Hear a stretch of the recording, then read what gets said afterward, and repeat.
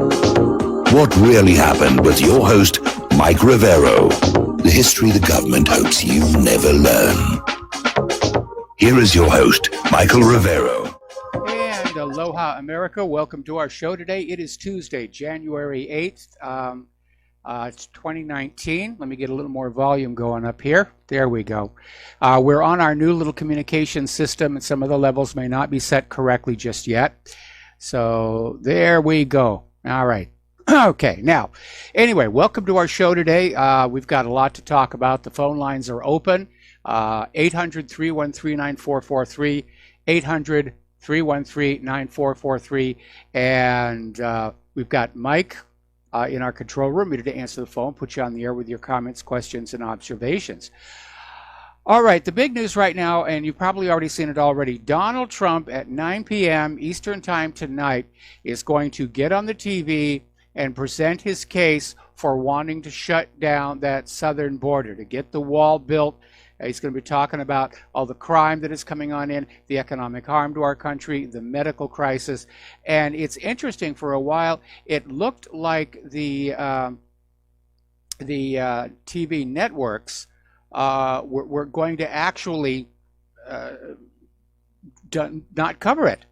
They were going to take the advice of that other network person the other day and said, we should never carry the president's speeches live. We'll just record them, then we'll edit them, and then we'll show them to the American people. But apparently they're going to cover them live. They may time limit him. If Trump runs long, he may get cut off. Then they're going to provide airtime for Nancy Pelosi and Chuck Schumer to come on in and say that walls are immoral, and all the poor suffering children who are there at the border who just want a better life, and tug at your heartstrings and try and get their position. And again, this isn't about the children, and it isn't about the economy, and it isn't about immigration. This is a power play. Who is running the Congress, the government right now? Is it Donald Trump? Is it Nancy Pelosi? She thinks she's the equal of the president. She said so in a New York Times interview. Is it Chuck Schumer? Is it John Bolton and Mike Pompeo, who seem to have usurped foreign policy out of Trump's control? This is a very dangerous situation when you have a government that is badly factionalized and different people are in charge of different parts of the machinery of government. Anyway, so Trump is talking about declaring a state of emergency down there at the southern border. Now, when he says a state of emergency, he's not saying state of emergency. A lot of people are saying, oh, he's going to erase the Constitution, he's going to call martial law. No. This is about on the same level as when they declared a state of emergency for a major earthquake or the California wildfires or Hurricane Katrina. That's the degree we're talking about. And Trump is saying that under his authority, under a state of emergency, he could go ahead and build the border wall. Now, you've got the open borders people are out there saying walls are bad, walls are immoral. You've got Nancy Pelosi, the house she lives in has not only walls, it's got a moat. And then you have the Pope is saying walls are immoral. You should see the walls at Vatican City. I've been there. I've seen them myself. Certainly that wall that Israel has built around Palestine seems to work very well. Certainly the Berlin Wall worked. Very few people got through that. The Great Wall of China kept the Mongols pretty much behaving themselves for quite a long time.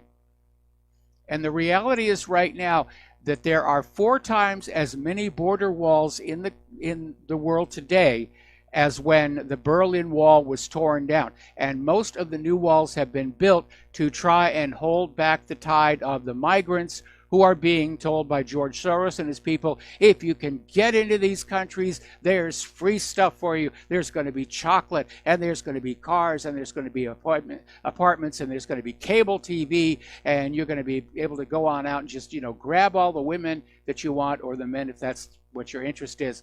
And right now, there are 65 walls either completed or under construction. Russia just built a border wall between Crimea and Ukraine. It looks very effective. They built it very quickly, and apparently it cost under $3 million. So I think Trump ought to be talking to those contractors for his wall. Now, interestingly enough, we have talked before about how much public lands have been taken over by the federal government over the last several years, and whether they really had the authority to do that under the Enclave Clause. But regardless of whether it's legal or not, they've got the land. About 28% of all the land in the United States is now owned by the federal government. As it turns out, Donald Trump has the authority to sell that land. And he could probably raise $25 billion selling some of these federal lands for private development, and $25 billion would finance the entire wall all across the entire southern border, not just that little installment that everybody's fighting over. Now, we're going to do a shout out now to our on-air affiliates who are just rejoining our network. And getting on back here. As you know, when the brand new Senate came on in, one of the first things they talked about, well, in fact, the very first bill they introduced was a bill to send more money to Israel and to attack the boycott, divestment, and sanctions movement. And they went on in there, and the optics on it were really bad because everybody was saying, look, you got a government that's partially shut down, you've got infrastructure problems, you've got all these other things going wrong with this country, and what's the first bill that you look at is something for Israel? What is wrong with you people? Well, apparently the Senate realized that, yeah, it did look really bad, and so apparently Chuck Schumer is basically going to keep this bill from being debated or sent to the floor for a vote until after the government shutdown is over. So apparently enough people complained where Schumer said, yeah, this does really look bad that we're over here talking about helping Israel when there's so much wrong with our country. But as soon as the shutdown is over, it'll be business as usual. Israel, oh, Israel, oh, Israel, oh, stop complaining about broken sewer pipes. Okay, now, the Democrats are definitely out there kicking off the new Congress with their America Last legislation. They're attacking President Trump. They're attacking the Electoral College. They're attacking the Supreme Court. They're attacking voter ID. They're attacking free speech. They're all being targeted by the new Democratic House majority under Nancy Pelosi. And their primary argument is that the Electoral College does not represent the direct will of the people, which is precisely the point if you've read the Federalist Papers.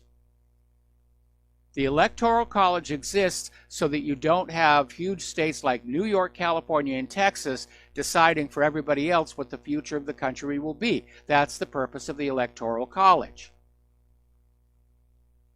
And of course, the Democrats are against voter ID because they depend on illegal immigrant votes to keep in power. That's what switched California. California was solid red for decade after decade, and all of a sudden, just before the midterms, all these illegal immigrants and refugees are pouring in. They're going over to the DMV. They're getting registered to vote. Nobody's checking on it. And they were all moved into districts that were just slightly red, and now they're all just slightly blue. And the House lost, the GOP lost a lot of seats in California. They're changing the demographics. It's almost like the Democrats want to get rid of us regular American people and replace us all with these third world, easily controlled braceros, I guess, for lack of a better word. I mean, they're out there, pushing abortion and, evil white males and, white girls should get abortion and everything and just go away. At the same time, the borders are open and flooding in from the south. They're trying to demographically re-engineer our country into something that they can use to sustain their grip on power. Okay, now remember back when this whole Russiagate thing started up, there was a Russian lawyer, Natalia Valnitskaya, and she met with officials of Trump's presidential campaign in Trump Tower in 2016. She's now being charged by federal prosecutors in New York with obstruction of justice. And apparently they are claiming she attempted to sabotage the Justice Department's investigation into a case of money laundering by Prevzon Holdings. Now, my understanding that Natalia was there talking with Trump about the Magnitsky Act. Now, at that point, Trump looked like he had a good chance of winning, and already people were coming in to talk, not just to Trump, but they were talking to Bernie Sanders until it was obvious the nomination was going to be stolen from him. Then they were talking to Hillary. Everybody's trying to get in on the ground floor and say, this is what we want from the coming administration. And we can see what they're trying to do. They're going to grab this Russian lawyer. We're getting into this tit for tat. First of all, they grabbed this lady that they claimed was a spy. Then Russia grabs an American who they say is trafficking in arms. Now the Justice Department is hitting this lawyer with obstruction of justice. It's rather childish. In fact, it's on the verge of being a little bit pathetic. And of course, Natalia is denying any such thing ever happened. And they're just playing games. The country is going down the Al-Qaeda, and they're playing games. Ooh, let's get the Russians. Let's get the Chinese now. Let's get the North Koreans. We're just having fun in games over here. Meanwhile, Robert Mueller has been caught stealing evidence and abusing a court order. Now, a court order forced the cleanse in a criminal case created by Robert Mueller to provide the judge with information. The information was to be kept confidential, not be made public. Instead, Mueller stole the information, made it public, and used it in his joke of an investigation. Will he be investigated? Probably not. He violated a court order. Will he be suspended from the bar? Probably not. He's part of the deep state. It's good to be part of the deep state. You never go to jail. Nothing bad happens to you. Now, the corporate media during this government shutdown is bemoaning the fact TSA agents are calling in sick to work so that they can go out and find other jobs with which they can get paid. And I understand that reality. You've got to take care of your family. But not a lot of people are missing the TSA officers. Certainly, I remember the one time when they drove Claire to tears. And we're old people. It's not like we look like terrorists or anything. I mean, I'll admit I'm annoying, irritating, and obnoxious, but I'm not a terrorist. So I went through and I went back and I found all these little stories that you ought to remember about TSA here. This is from ABC News.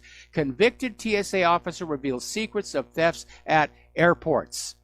And it says a convicted TSA security officer says he was part of a culture of indifference that allowed corrupt employees to prey on passengers' luggage and personal belongings with impunity, thanks to lax oversight and tip-offs from TSA colleagues. And I'd like to remind everybody that some butterfingered TSA clown up in Seattle dropped and destroyed a very expensive laptop. And did I get a new laptop from TSA? No. Did I get an apology? No. I was told to move along or I'd be arrested, which is why when I travel, which is not so much these days, I have this little antique netbook, and that's all I'll take with me. Another little story here. TSA agent gets caught stealing an iPad. Okay. Another one, TSA agent arrested for allegedly stealing cash from passenger's bag. Alexander Shea Johnson, 22-year-old TSA agent at Orlando International Airport, was arrested after he was caught on video stealing cash from a passenger's bag. Let's see, another little story here. This one from Russia Today. Ex-TSA agent, we steal from travelers all the time. Now, theft from travelers is pretty common. In fact, London's Heathrow Airport, the unions are so strong, you can't fire anybody no matter what they get caught doing. And the thievery from luggage there is so bad, locals call it Thief Row Airport. And I had something stolen from my luggage when I went through there. Let's see. A TSA agent convicted of stealing more than $800,000 worth of goods from travelers said this type of theft is commonplace among airport security. Almost 400 TSA officers have been fired for stealing from tourists. Okay, so I'm sorry the TSA agents are having to find new jobs to take care of their families, and my suggestion would be, why don't you stay there? Because you're certainly not welcome or wanted by the American people. Because in all this time and all this groping and all this fondling, do you know how many real terrorists the TSA has caught? None. Not one. It's a make-work program to take a bunch of people who probably couldn't find jobs anywhere else other than a fast food restaurant, give them a uniform and a sense of pride and a badge, and say, yes, you're helping America by fondling crotches. The other day we were talking about this sort of Nixonian, or Nixon-esque, if you will, false flag operation down in Alabama's special Senate election targeting Roy Moore. And it was a false flag propaganda operation to make it look like he was supported by Russia. Ooh, he's in league with the Russians. You couldn't possibly vote for this guy. He's a Russian. It turns out there was a second one. And there was a false flag campaign called Dry Alabama. And 2 weeks before the special election, there was this fake effort to sell the idea that if Roy Moore won the election, Alabama would bring back prohibition. That would become a dry state. Alcohol would be banned. Now that's real Richard Nixon territory here. People are still talking about Mitt Romney's scathing op-ed against Donald Trump, but it appears to have backflashed, and most people are looking at it for what it appears to be, which is a desperate attempt just to get his name in the press, to get his face in the media ahead of a possible 2020 presidential campaign. But it's a very negative impression that people got from this. And if Mitt Romney was trying to sell the idea that there was a new adult in the room to take charge of the children, he failed miserably. He showed himself to be just another child. Okay, you're going to love this one. And if you're standing up, sit down. This one is coming out of the Daily Mail in Great Britain. Apparently, Democratic leadership are seriously considering running Michelle Obama in 2020. Her only qualification, she has sky-high approval ratings. Now, she has no political background. She is denying she has any political ambition. But I got to tell you, President's school lunch program, the Democrats have got to be desperate. I mean, this is a joke. I mean, if Michelle were to run and win, it would basically advertise the fact the presidency is just a mask. It's a hollow shell. The real government is that deep state. The CIA, organized crime, the drug lords, all of that is actually running the country. And the civil government is really just for show, to reassure you, the American people, that things are going pretty much the way they ought to be, even if your life continues to deteriorate. It's the way it should be. Hey, you voted for this. You know, yes, we're slapping you upside of your face on both sides, but this is what you voted for, so don't complain. All right, getting on over to Democrat mega donor Ed Buck. A while back, about a year and a half, there was a dead male prostitute found in his home. Apparently drug overdose. It has now happened again. Is he going to be held to account? Oh, heck no. Of course not. He's a Democrat. America, welcome back to the show here. And yes, Republic Broadcasting does need your help and your support. We're in a very critical time in our nation's history. We are seeing so many people who are pushing for war. We are seeing the fact that President Trump appears to be losing control of the war hawks. which is what we, the people, voted him into the Oval Office to try and get under control. All those people who want to send your children off to die in foreign countries. Now, the corporate media's got huge amounts of money with which to lie to you. And those of us who are out here telling the truth, well, we're basically scrounging underneath the seat cushions for spare change. So even though we're past the holidays and past the Christmas and everything, we do still need your help, all of us. So the postal address where you can send a check, money order, or if you prefer anonymity cash, is Republic Broadcasting Network, 2251 Double Creek Drive, number 302, Round Rock, Texas, 78664. The phone number where you can make a debit or credit card donation or pledge to be a recurring subscriber is 800-724-2719, extension 1 during business hours, extension 3 at all other times. And folks, I can't tell you how serious this is. If we don't get some donations coming in here soon, we're going to have to sell our board operators for medical experiments. So, getting on back to the news and the war zones. Now, a while back, Donald Trump came on out and said, I'm bringing the troops home from Syria. And everyone went, huzzah, huzzah. Well, not everybody. The war hawks all started puking. And yes, it was one of his campaign promises. He's going to come bring the troops home. And then all of a sudden we get the pushback. And we've got Pompeo and Bolton out there saying, whoa, hang on just a second here. There really is no timeline. It's not going to be 100 days. And then finally Bolton came on out and said, you know, this is all contingent on getting Turkey to promise they will leave the Kurds alone. Okay, well, Turkey is saying, no, we're not going to give you any assurances on the Syrian Kurds. They've been a thorn in our side here. So now Bolton gets to come on back and say, oh, well, we tried. I guess the troop withdrawal is off.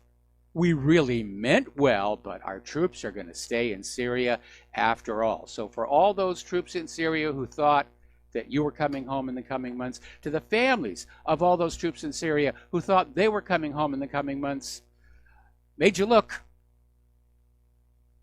All right, we're going to take a phone call here. Oh, apparently he dropped. All right, well, be that way. See if I care.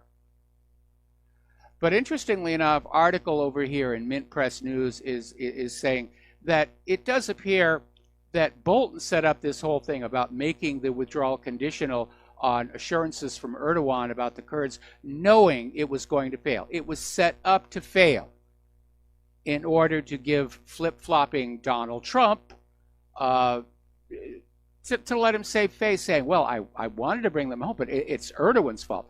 No, it isn't. It's your fault for not firing Bolton and Pompeo for doing what you tell them to do. You know, where is that aggressive, assertive management personality we saw on The Apprentice? Where if those contestants didn't do what they were supposed to do, they were out of there. Because that's what you've got on your hands here right now.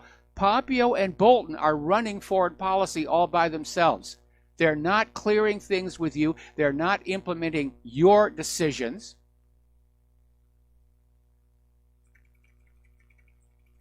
Definitely time to start firing here. Interesting little article from Zero Hedge. Reasons to believe in Trump's Syria withdrawal are vanishing. Gee, you think? Behind it all, of course, is the alarming realization that the neocons have returned. We thought we were rid of them. We realized the neocons were behind the war agenda all the way back during the Bush administration. They kind of receded when Obama was president, but they were still out there on the outer edges, you know, whispering in ears saying, don't you want a war? Don't you want a war? And when Trump came on in espousing extracting our country from all these foreign entanglements, everybody said, oh, good, it's going to be over. And then all of a sudden, the neocons are back in power as Trump's advisors. What the heck happened? I'm very disappointed in Donald Trump. I really am. The only way that I would ever support Trump in 2020 is if Hillary steps back on in. If Trump were running against Jack the Ripper, Jack would get my vote right now. What's really rather sad to look at is how hypocritical the liberals have become on foreign policy. We'll talk about that when we come back from these words from our sponsors. Aloha, America. Welcome back to our show. And we just had a listener write on in and say the reason that we don't see that assertive, willing to fire people Trump from The Apprentice, it's all the feminists' fault because they've taken the man out of management. And all that's left is agement. They may be onto something here, I think. All right, so we're talking about the liberal foreign policy. And as I've mentioned many times before, when I was growing up, the stereotype was that it was always the Republicans that wanted a war. We've got to go to war. We've got to make our economy great again, or at least the part of the economy tied up with the military-industrial complex. And it was always the Democrats saying, maybe this is not such a good idea. And you would think that the liberals would be celebrating this idea of pulling American soldiers out of Syria and Afghanistan, given that they are failing endless wars. And especially as public awareness has been made, public awareness in the Pentagon Papers and the history of Vietnam has been revitalized by that movie, The Post, about how the government literally lied to us all for year after year. They knew they could not win in Vietnam, but they kept the war going because nobody wanted to stand up there and say, we lost this one. And so people are wondering, are we seeing that again in Syria and Afghanistan? Are young American lives being sacrificed on an altar of blood just for the vanity and ego of our leadership? And that's a legitimate question here. So you would think the liberals would be like, really, yeah, let's bring the kids home again. Oh, but they're not, because it's Trump who gave the order. And it seems like the liberals, who are just so caught up in their hate of President Trump, that they're right on board with the war hawks. Oh, no, we've got to stay there. We've got to stay there. Go on pouring American lives into these meat grinders here. We can't let Trump stop it just because it's Trump. And that's how partisan American political discourse has become. In fact, it's worse than partisan. It's tribal. We are now looking at tribes. There's the Republican tribe and the Democratic tribe, and they're brandishing their spears and they're waving their clubs around. That's how bad it's getting. Okay, we have a caller on the line, Patrick in California. Aloha, Patrick. Welcome to the show. What's on your mind? Good afternoon, sir. I enjoy your show. What's on my mind is the First Amendment. Putting bumper stickers on cars it's beyond that. We're beyond that point. I've done that before, and I put 9/11 as an inside job. Bumper stickers on my cars. I've been followed around, shady characters, New World Order characters and stuff, and it's unbelievable. It's annoying. It's got to stop. We're beyond that point. I'm in eastern part of the valley. Yeah, I know exactly where you are. I used to live there. Yeah, exactly. Yeah. Well, we're seeing, we've reached a point right now where people who put certain bumper stickers on their car, the car will get vandalized. And this is like real brown shirt kind of behavior that we're seeing, not just here in the United States, but we're starting to see it in Europe, and we'll be talking about that more a little bit later. It's connected to the Democratic Party and specific. It's unbelievable, and billionaires are involved, and yes, they're funding all of this. And it's not just the Democrats. Yeah. You've got the open border people on both parties. You've got we've reached a point where we have lost the ability to have a polite respectful discussion on politics. And now people are just screaming at each other. And when they go past the screaming, they're attacking each other. Remember how Hillary supporters were behaving after she lost the election in 2016? They were rioting all over the place. They were trashing cities, even in cities where Hillary had won. They just were completely, totally out of control. And unfortunately, that kind of behavior is being encouraged right now. It's a behavior that should be labeled as Marxist communist behavior. That's what it is. You can't call it Democratic Party anymore. These are Marxists. I call it brown shirt. It's brown shirt behavior, or it's thuggism. And this is not what America is supposed to be like. No, and also, when you're voting, they know who you voted for. So I voted for Donald Trump. I'm not going to lie. And I'm sort of proud of it, I guess. But for the most part. But it's complicated. And they know. And luckily well, I haven't been... Patrick, I need to back up here a little bit. Nobody is supposed to know who you vote for. Okay? But when you wear that... I wore that Make America Great Again hat with the Army. That's going to tell them. That's going to tell them who you voted for. But it's a First Amendment. That's what I'm saying. We're beyond that point. I can't wear that anymore. I don't deal with it. It's just yeah. Well, you got to fix that. I understand your concern, and if you feel that you want to give in to the intimidation, certainly that is your choice here. But fortunately, there are a lot of people who are standing up. They're starting to gaze avariciously at those yellow vests over at the hardware stores. And I just almost feel like we're close to this eruption of ordinary, law-abiding American people finally standing up and saying, we've had it with these loony lefties and these Antifa thugs and all the Black Lives Matter people, smashing up our communities. We've had it with the migrants coming on in and demanding that we remake our towns into just what they left behind. We want our America back. In fact, Trump ought to campaign on that in 2020, bringing America back.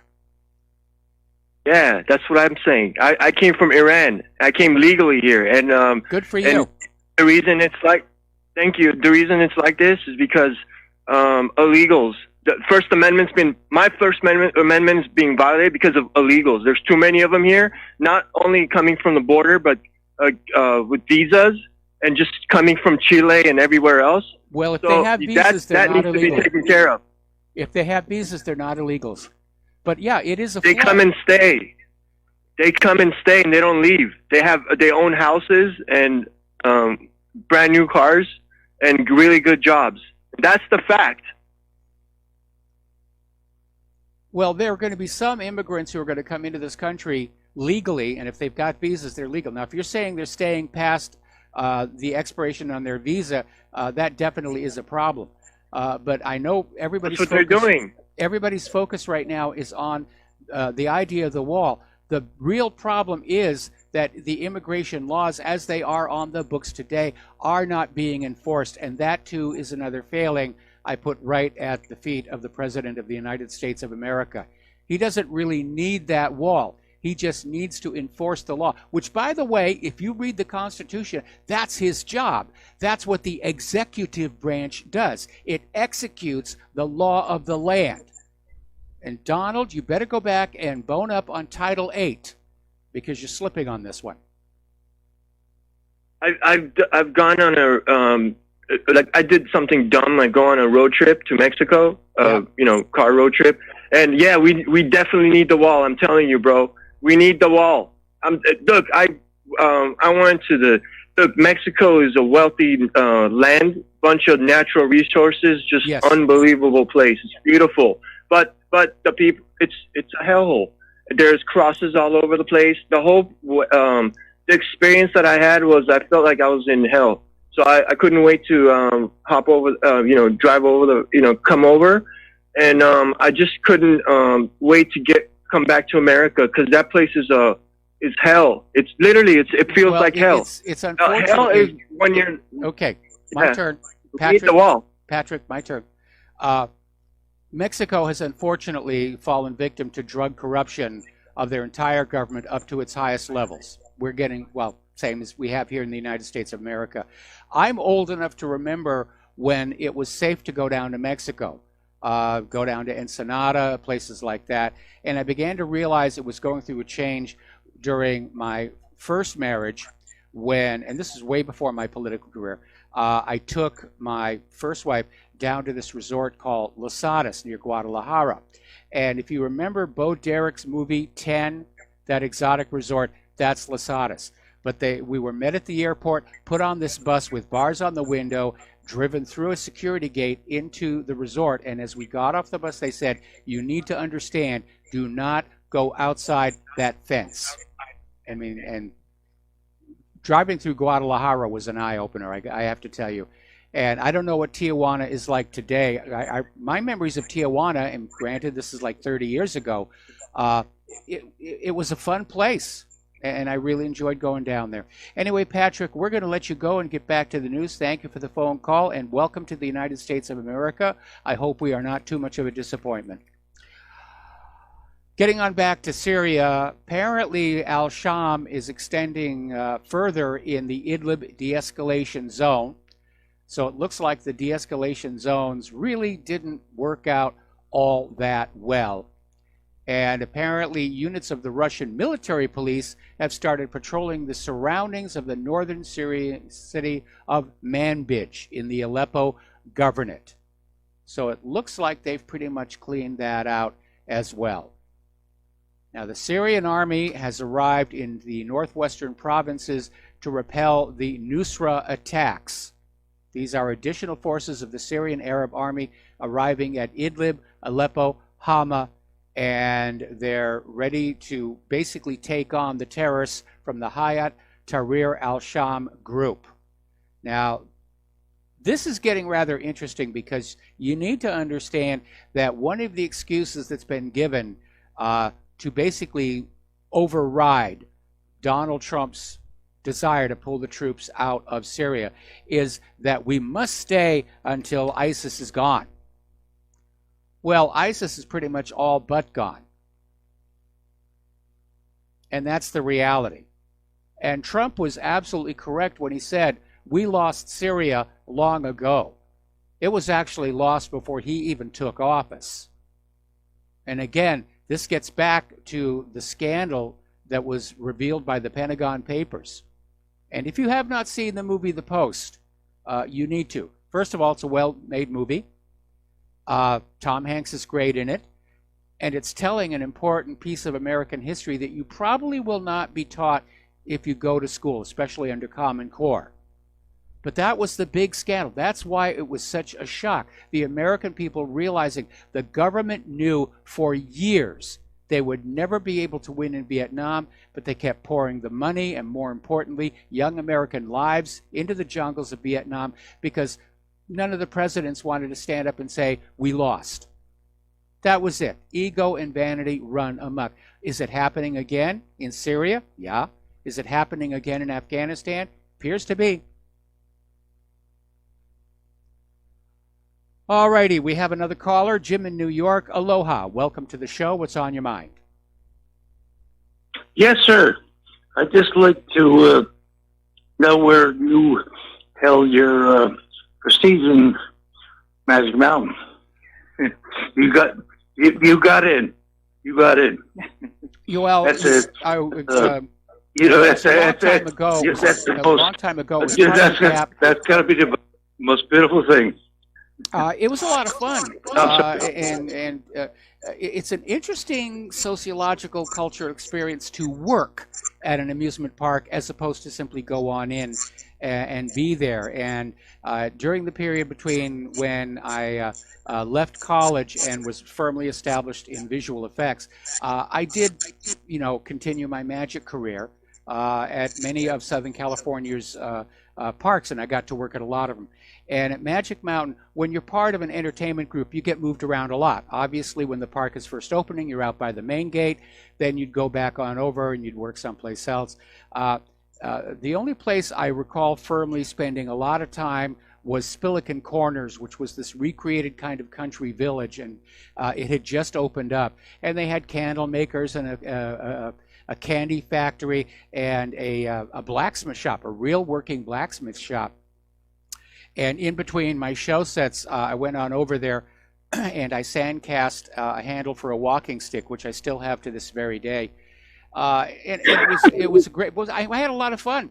I had a lot of fun there. And yeah. No. I got tapped.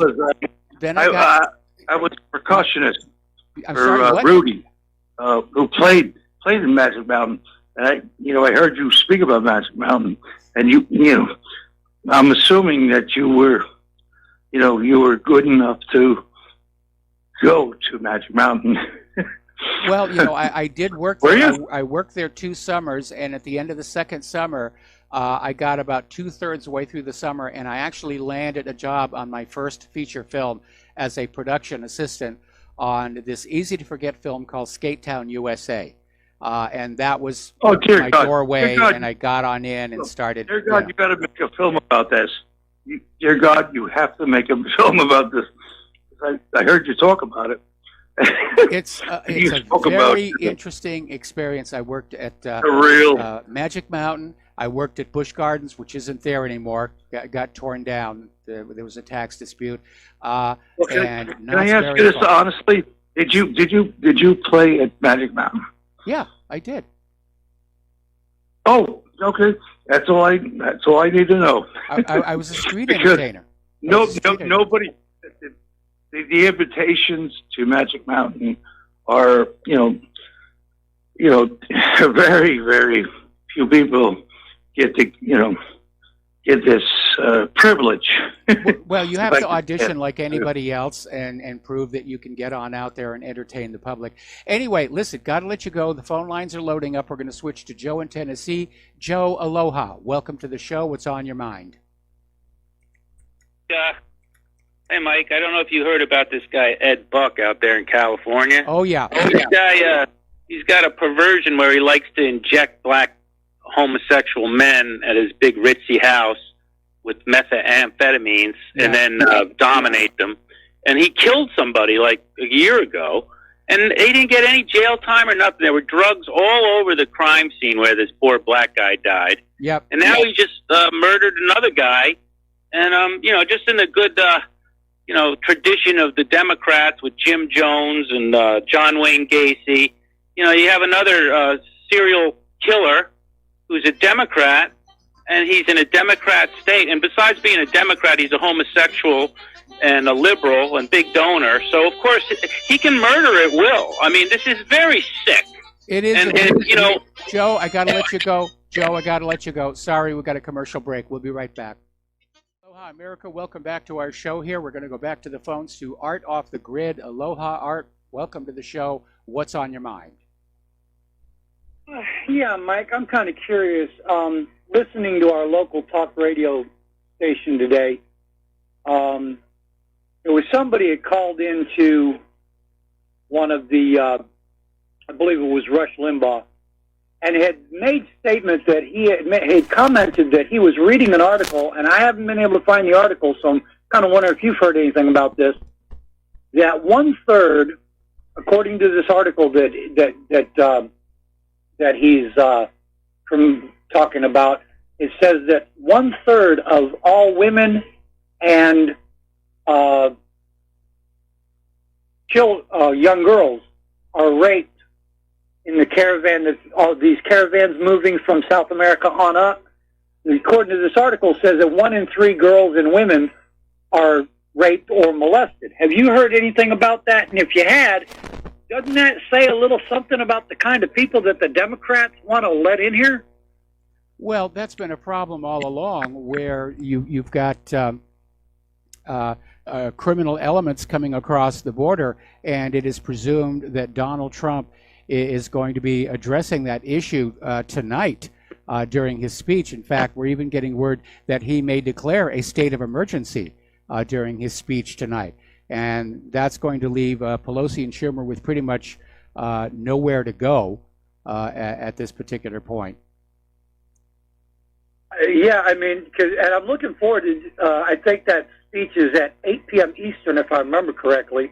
I might be wrong, so if I'm wrong, please correct me. But I'm definitely interested in hearing what Trump's got to say about this, although I don't think he's going to do anything. But we need to remember, folks, if this wall is not built, come election time, we need to keep things like this in mind.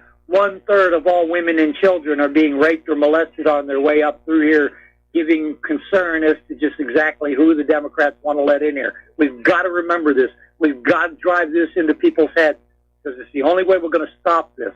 As far as how do we deal with Trump, I'm still trying to figure that one out. Thanks, Mike. Appreciate it. And again, I think that's at 8 p.m. this evening. If I'm wrong, please correct me. And you have a great day, man. All right, thank you. I believe it is 9 p.m. Eastern. And if I sound a little bit distracted here, it's because, as I said before, we're on our new audio system, which is working at the RBN end. But unfortunately, at my end, there's a bit of a sound imbalance going on out over YouTube, and I am trying to correct it on the fly while we go to the show. All right, so coming up here on the top of the hour, you have probably been hearing about Trump's deal of the century. This is his solution to the Mideast crisis between Israel and Palestine and the rest of the Mideast. It's mostly being put together by Jared Kushner. It is totally one-sided in favor of Israel. Among other provisions that are in there is the Palestinians must surrender their right of return. That's a non-starter right there. And according to this article coming out of Middle East Monitor, there is a provision in there which requires the Arab states to pay Israel $250 billion, supposedly in compensation for Jewish properties left behind after the creation of Israel. When we come back from station identification, I'll tell you why that is a problem. Aloha, America. Welcome back to our show here, hour number 2. The phone lines are open, 800-313-9443. And let's see. We talked. Did we talk to Art off the grid? Art, are you there? Art dropped. Art dropped. Okay. All right. So let's get back to the news here. Oh, that's right. We were talking about the U.S. peace deal. I have too many buttons to deal with here. And it's being promoted as the deal of the century, like that there's no reason why the Palestinians wouldn't go for it. But it's totally one-sided. It's everything that Israel wants. It really gives nothing to Palestine whatsoever. In fact, the strategy seems to have been to cut more and more funding to Palestine to get them into a state of starvation to the point where they'll sign anything just to get a hot cheeseburger. And part of that deal of the century includes compensation by Arab states to Israel of $250 billion with a B dollars to compensate for Jewish property left behind after the creation of Israel. That's the deal killer. Now, Israel has never compensated anyone for the land they took to create Israel, even with the United Nations saying they are obligated to. In fact, one of the conditions of Israel's membership at the United Nations was to compensate the displaced Palestinians for the homes and villages that they lost. And Israel has never done that. So you want to talk about a double standard and hypocrisy where Israel can just steal the land and not pay for it, and then they turn around and say, well, we demand that you give us all this money, for what's going on over there. So the deal of the century is pretty much dead. And there we are. Okay, getting used to the new system here. It has now been 10 years since the first major military assault on the 2 million Palestinians in the Gaza Strip. And you really ought to take a look at it in Google Earth. It's not a big piece of land. Now, back in 2005, Israel withdrew from Gaza and said, in our generosity, you can have Gaza. You Palestinians can have the Gaza Strip. Now, this was back during Ariel Sharon's term in office. And the reason Sharon did this is there was a quid pro quo. And he basically said that Israel would give the Palestinians the Gaza Strip, and in exchange, the world would ignore the building of illegal settlements on the occupied West Bank. That was the deal. And all the way back then, I made the prediction that as soon as those settlements were facts on the ground, and that Israel was in control of that West Bank in all but name, that they would start pounding on Gaza in an effort to drive out the Palestinians and take that back, because it's shoreline property. It's got a certain certain value to it. So 10 years ago, they started Operation Cast Lead. They just went in and just killed a lot of people. And since then, they have turned the Gaza Strip into the biggest open-air prison on Earth. And the life of the Palestinians in Gaza is just unending brutality. The other day we were talking about how there was the beginning of a coup d'etat in Gabon, and how American forces had conveniently arrived in Gabon just a few days before it happened. Well, American forces or not, the coup d'etat has now failed miserably, and I imagine the Americans are on their way back home. As for those in Gabon who tried the coup d'etat, I have a feeling they're in for a very, very rough time. Over in the China Sea, the South China Sea, the United States has sent an Arleigh Burke guided missile destroyer, the USS McCampbell, on another so-called freedom of navigation operation, sailing right up to the 12 nautical mile international boundary of the Paracel Island chain. And according to Pacific Fleet spokeswoman Rachel McCarr, the operation was not about any one country or to make a political statement. Oh, of course it is. And China has lodged stern representations over the action. Ministry spokesman Lu Kang told a regular briefing the U.S. operation had violated China's law and urged the U.S. to stop such actions. It's a provocation. It's okay. And here's where we're beginning to see that our government has become badly factionalized, and different people are pushing different agendas.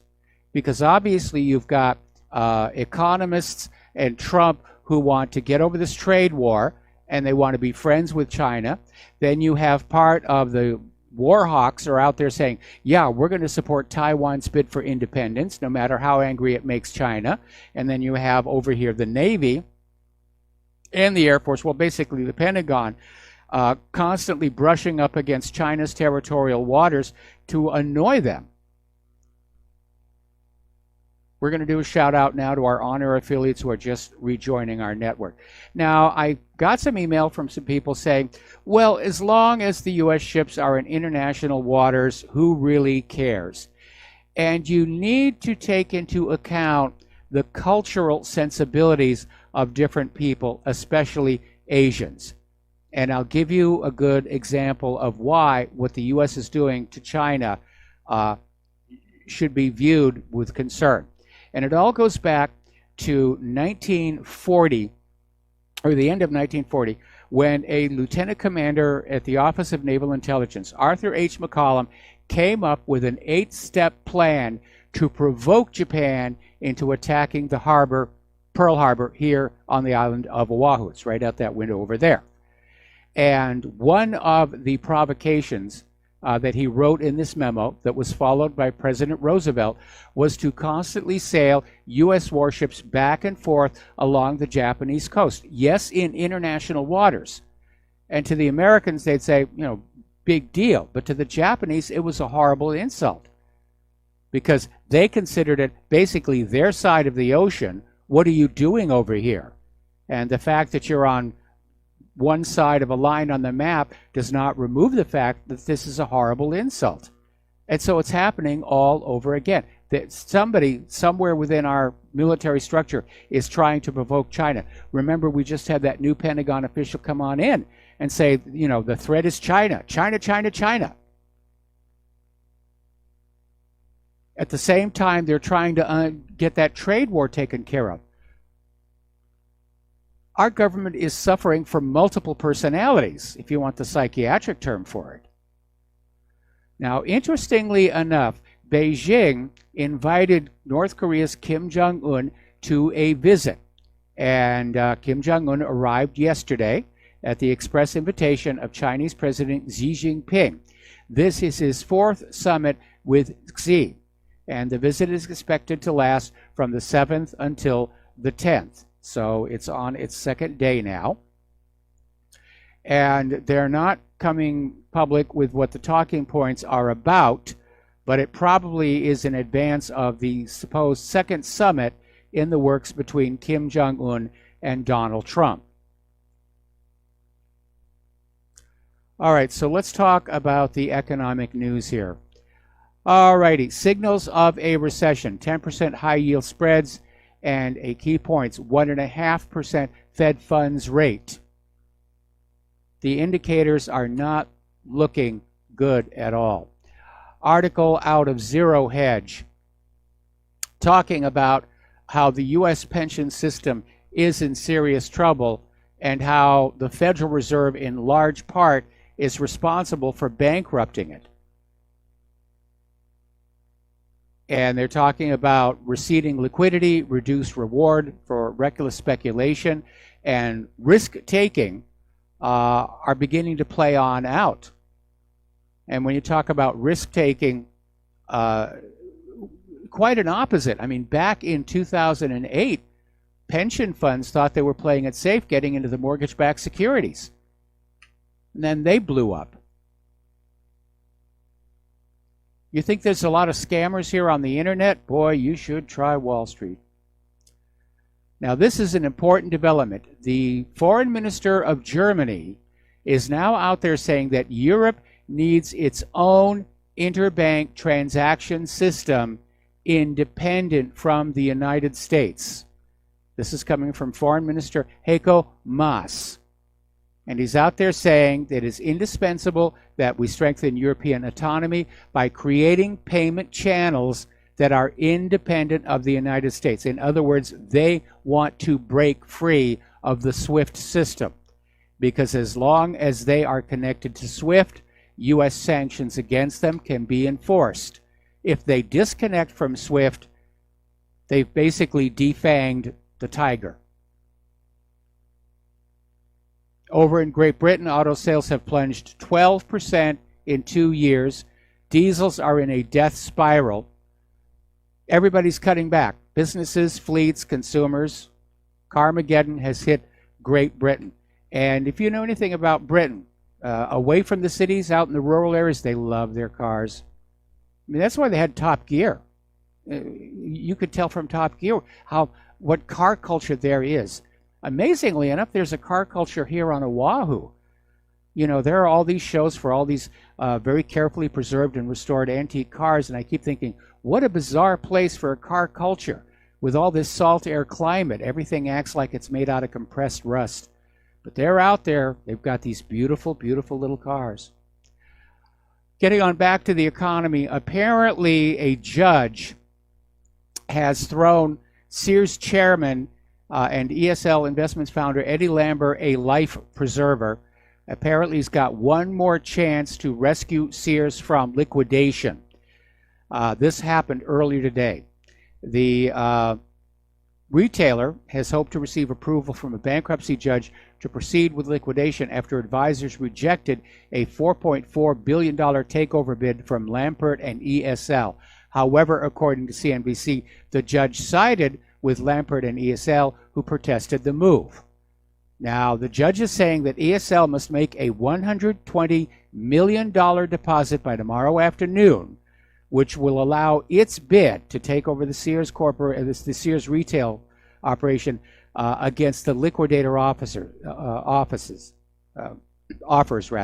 So what's going on here is that Eddie Lambert is the chairman of Sears.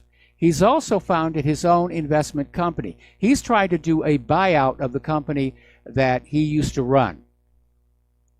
That's what's going on here. And now he's gone to the judge, and the judge is saying you've got till tomorrow to prove that you can walk your talk. So it's a bidding war between the liquidators and Eddie Lampert. And if Eddie Lampert wins, then Sears is going to remain open in some form. And if Eddie loses, Sears will go into immediate liquidation, and stores will be closing all over America, including probably the one here at the bottom of the hill. Okay. Getting on to immigration and migration. Over in Italy, Salvini is keeping his campaign promise. He has reduced the number of migrant crossings by 80%. And because of that, Spain is now leading in the number of migrants crossing their territory than any other European country. Now, according to the border agency Frontex, 150,000 migrants entered European Union countries illegally in 2018. Spain's portion of those was double the previous years. And Italy has managed to get an 80% drop. So Italy is doing something right. Over in Germany, some very, very bad news, a bad indicator. Not too long ago, the headquarters for the Alternative for Germany party were bombed. And apparently, last night, the Bremen chairman of the Alternative for Germany party, Frank Magnitz, was attacked by multiple assailants, 3 assailants. They basically hit him with sticks, and when he was on the ground, they started kicking him. Fortunately, there was somebody nearby who chased the assailants off. And Frank is in the hospital, literally battling for his life. He's got a gaping wound in his head. So Germany, the home of brown shirt tactics. And it seems like we're in an era of wet work. Like that caller said, almost afraid to wear the Make America Great Again hat. Because we've seen, people are just wearing the hat. They get attacked. The hats get stolen. They get physically assaulted. We're past polite discourse, and we're into I want what I want, and I'm willing to beat you up to get it. Whether it's Antifa or Black Lives Matter or these 3 mystery assailants or the people who vandalize cars with bumper stickers on them that they don't like. Over in California, as you know, pending this last election, Governor Moonbeam Brown is out, and Governor Gavin Newsom is the new governor of California, the 40th governor of California. He is even more far left than Jerry Brown was, and in his first speech came on out reaffirming California's sanctuary policy. In his inauguration speech, he said sanctuary to all who seek it. Then he went on to basically trash President Trump, but without the profanity that we heard the other day. House Democrats are getting, well, as of today, they're introducing a bill criminalizing private gun sales. Of course, it's being introduced by Speaker Nancy Pelosi, Representative Mike Thompson, and gun control proponent Gabby Giffords. Oh, they want those guns. It's too much trouble to go after real criminals. It's too much, it's too politically damaging to wonder if maybe some of these mass shootings are tied in with pharmaceuticals. So we'll just go for the easy solution. We'll disarm everybody, and it'll be wonderful. And we'll feel safe in our homes with our guns and behind our walls, and everybody else will be outside the walls. And, if something does happen, then they can call 911, and, 20 minutes later, the police will be there to collect the bodies. Down in Florida, the police, exploiting their new red flag law, have already seized more than 450 guns. Now, this risk protection order was signed by Florida Governor Rick Scott. It strips a person's Second Amendment rights if a task force team and a judge believe it is warranted, meaning if the person shows any sign of being a threat to themselves or others.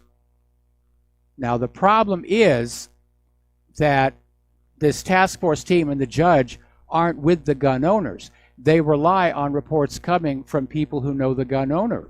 some of whom may bear animosity to him. A jilted girlfriend, an ex-wife, somebody who didn't get the promotion they thought they deserved. Basically, these red flag laws are handing to disgruntled American people an easy way to attack and harm those they don't like with impunity if they happen to be gun owners. Because it costs the person making the accusation nothing to get the guns removed.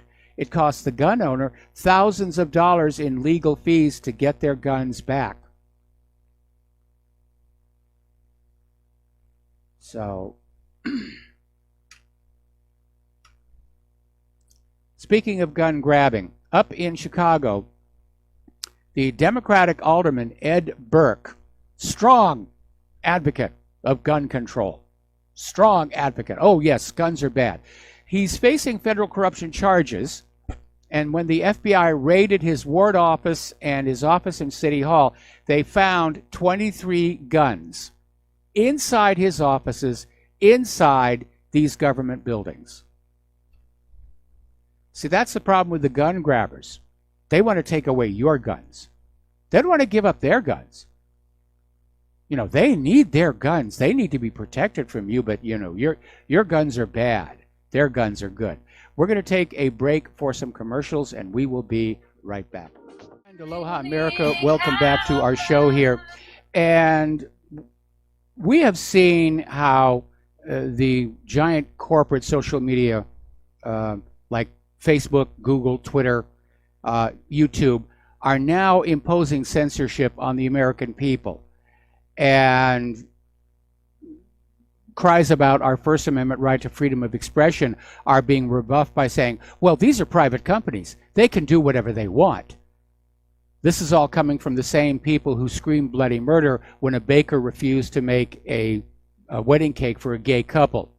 So you can see how situational it is. But it sets a dangerous precedent, because whereas the government is constrained from intruding onto our rights, they're trying to establish the precedent that private corporations can. That private corporations, because they're private corporations, can in fact censor freedom of speech. And what else are they going to go after? Are they going to go after gun rights? Because you have all these banks that are now refusing to do business with gun makers and gun dealers. You have Dick's Sporting Goods basically going along with the push for gun control. And even though it's costing them money, they're going along with this. So where else could this happen? I mean, could they like say that anytime you go anywhere that's under corporate control, they determine what your life is, not the Bill of Rights? Now, I'm a purist when it comes to the Constitution. I think the Bill of Rights is an absolute. And I think one of the big problems that we deal with in our culture today, especially under liberalism, is that in destroying the idea of a sense of personal responsibility, it's almost creating this need for more draconian controls on our life, and that may be intentional. You raise a generation of people saying, oh, it's not your fault, whatever you're doing, you're a victim, just go on out and feel good. And then you start getting this erratic behavior, and then the government steps in and says, well, for your own good, we have to take away your right to privacy. For your own good, we have to take away your right to self-defense. For your own good, we have to, be in charge of what you say to each other. And that's how freedom dies. Now, down in Texas, remember Cody Wilson? He was the guy who came up with the 3D printed guns.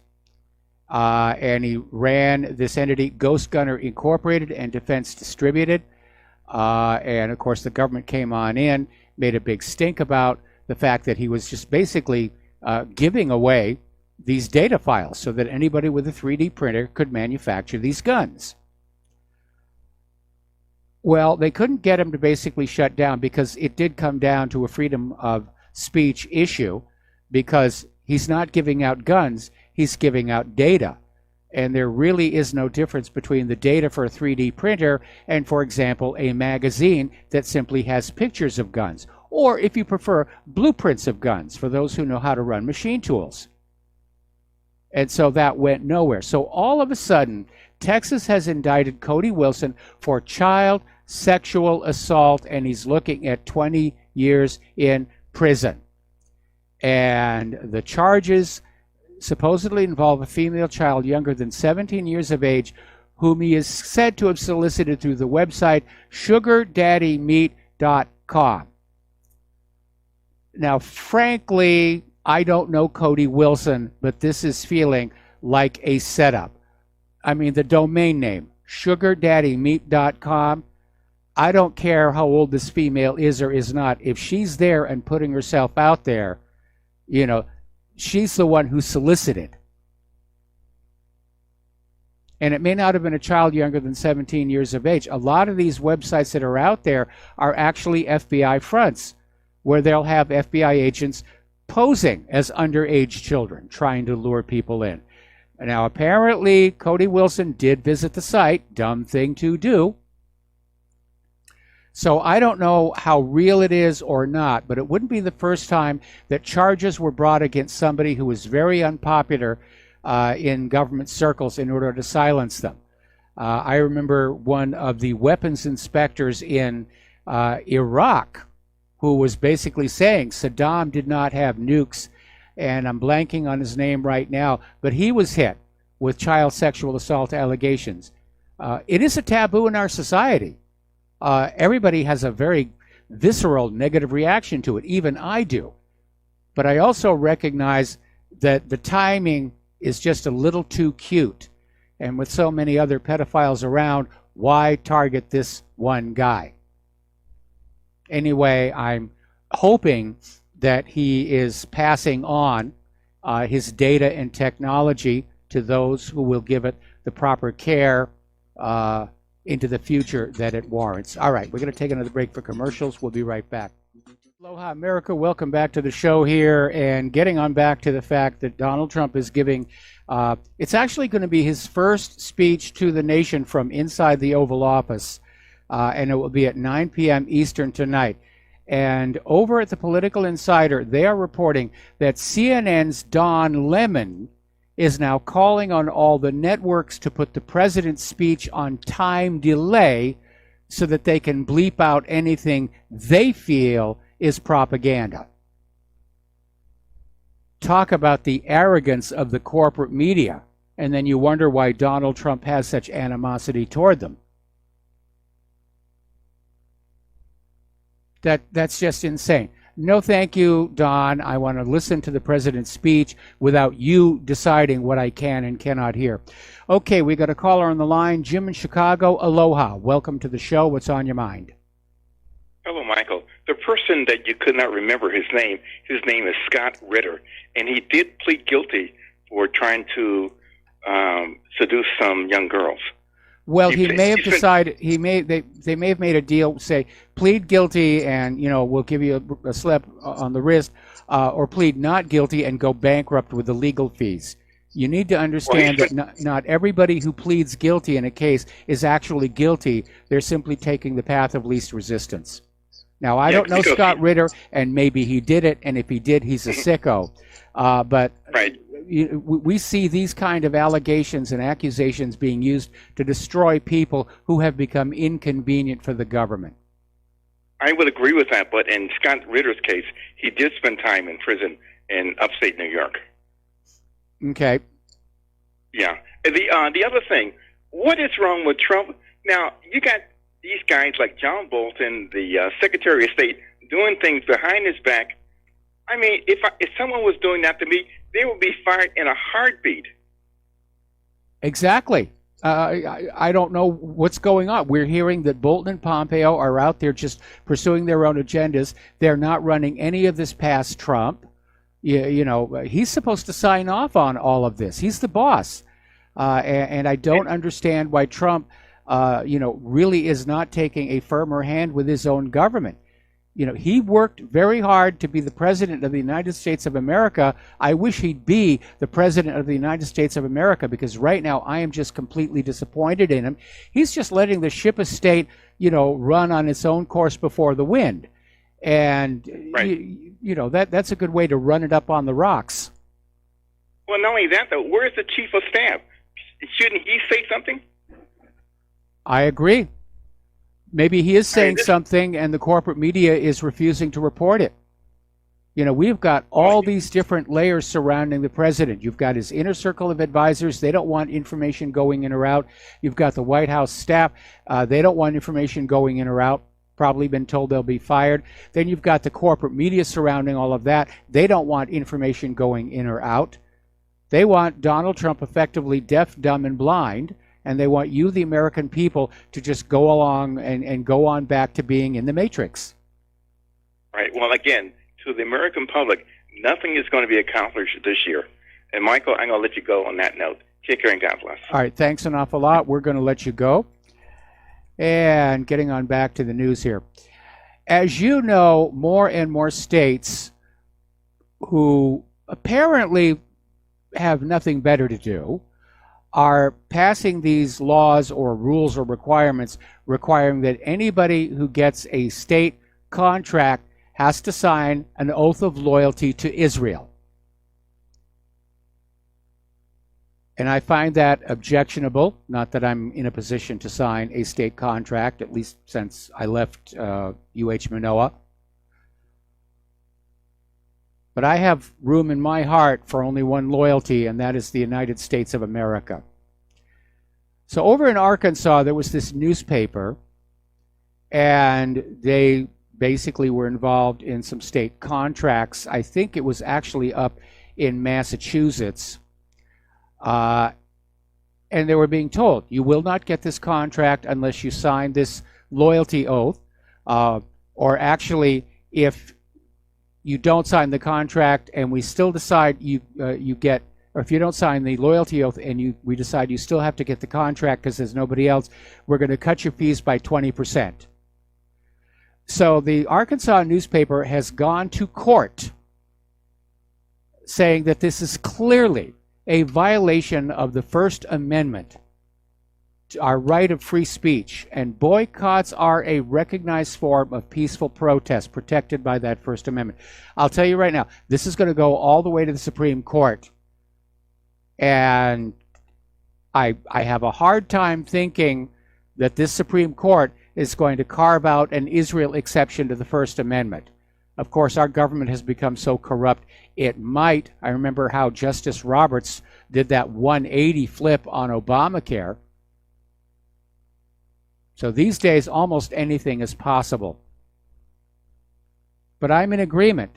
Israel is on the warpath against our First Amendment right to freedom of expression, our right to express our concerns over the behavior of a government, anywhere on the face of planet Earth. And no, criticism of Israel's government is not anti-Semitism. That's like saying that the only reason people bitch about the Nazis is they hate the German people. All right, we're going to take another phone call. Steve Elkins. Aloha, Steve. Welcome to the show. What's on your mind? Michael, question on tonight's conference, whatever, Trump's speech tonight to the people. If the media has already spoken out and said we will censor it or, basically cut and paste here of what they like, would he not have the authority somehow? I'm not sure how it would go about this, but, the media's job is to report what the president says. Correct. And if they decide to censor it or script it or whatever they want to their liking for their agenda, how hard would it be for President Donald Trump, to nationalize the media so he could report what he wants to report on and not have the bias in the media always working against him? How hard would it be tonight if he came out and basically spilled it and said, I'm being threatened and this, and really just hammer on them, the people that are imposing their agenda and using threats and everything towards him? How hard would it be to nationalize the news information that the president could actually have a news conference and they would have to carry it, or some other agency would have to carry the entire without scripting it? Well, first of all, Don Lemon at CNN, this is just a suggestion, and I don't think the networks are going to go along with it because unless there is a unified control room, people might be blipping out different things, and it's going to be very obvious that's what they're doing. I don't think the American people are going to go along with letting the TV networks interpose themselves between the president and the American people. So I don't think it's going to actually happen. As far as Trump nationalizing the news, it would be a political disaster because even though we know the corporate media serves corporate and deep state political interests, it exists in this illusion of independence from the government, going all the way back to the Founding Fathers and again reaffirmed by that Nixon versus the Post and the Times decision during the Pentagon Papers. So I don't think that would be a very, very good move. I think Trump ought to be setting up his own media. Trump ought to have his own video server, and people ought to stop watching the corporate news and turn on over to Trump TV or whatever they're going to call it. If Trump is very smart, he'll have his speech carried live on Twitter, on his Twitter feed, and people will just tune in there and get it all. But for Don Lemon to actually go public and say, we, the corporate media, should time delay the president to make sure he doesn't propagandize the American people, shows just how arrogant and out of control the corporate media have become, which is kind of surprising. I don't think they would be all that arrogant when you consider how their ratings are sinking. People are turning them off. I agree. I was just curious about that because, another thing, I feel at his Twitter, whenever he does his little tweets, I feel that's being used against him. If I was him, I would suggest not using Twitter anymore because I think he's giving them the ammunition. I think the best strategy for Donald Trump would be to not give them anything, keep them completely in the dark. Every time he puts a tweet out there, they seem to use that against him. I would put these people in the dark, not give them anything, and then maybe come out and do a press conference, talk to the people, fireside chat, let them know what's going on, but just keep them in the dark completely. No more Twitter tweets. Just keep them in the dark. Well, that would be, I don't know that shutting off of Twitter would necessarily work. I wish his tweets were more presidential. But if Trump just sort of pulls back and keeps them in the dark, then the corporate media is just going to go wild with whatever speculation they want. Trump needs to keep his visibility before the American people. Because if he's not out there reminding everybody who the real Donald Trump is, the corporate media is going to cook up some other kind of an illusion. And we don't want to see that happen. So the bringing back the fireside chat, I think that's a great idea. And maybe Trump could arrange to do that through NPR, which lives on government grants. So they're going to be less likely to try and say, we need to time delay you. And have an anti-propaganda button. But I think if I were CNN's management right now, I'd be thinking about firing Don Lemon because he's just destroyed the credibility of CNN as a news reporting organization and basically admitted they're there to filter what you, the American people, see and hear. It's even worse than Pravda and Izvestia. Appreciate it. All right, thanks an awful lot. We're going to let you go. Okay. Now, for those of you following the case of Mumia Abu Jamal, he has won a major court victory. He has now basically been granted the right of appeal or a retrial. And it may be prosecutors will just dismiss the charges against him. Now, this guy has been in prison for 30 years. For the murder of a police officer, and basically virtually everybody looking at this case is saying this guy got railroaded into prison simply because he was a Black Panther. And the reason the Superior Court Judge Leon Tucker ruled in favor of Mumia was that the Pennsylvania Supreme Court Judge Ronald Castile demonstrated a lack of impartiality and the appearance of bias during that trial, and judges aren't supposed to do that.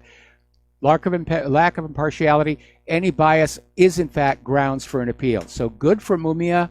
I'd like to see him get on out of there.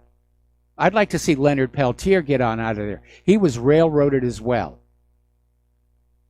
There's a documentary out there done by the Sundance Institute called Incident at Oglala that talks about that whole Leonard Peltier affair.